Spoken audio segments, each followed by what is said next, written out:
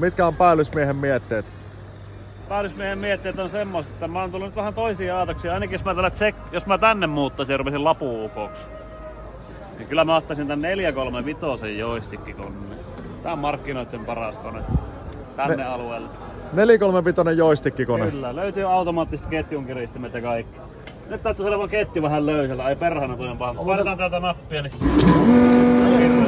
Ei oo muuten löysällä enää. Ei. Alle sekunti mennään kun ketjunkiristi. No miten sen saa uudestaan löysäksi?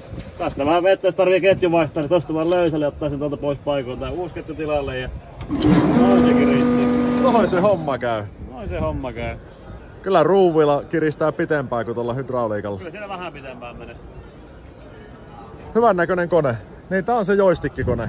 Joo, 435 joystick-kone. Joo. 45 senttinen tukki männöö läpi tästä. Sitten on tuo osa halkaiseva terä tuossa ja kaikki pelit ja pensselit.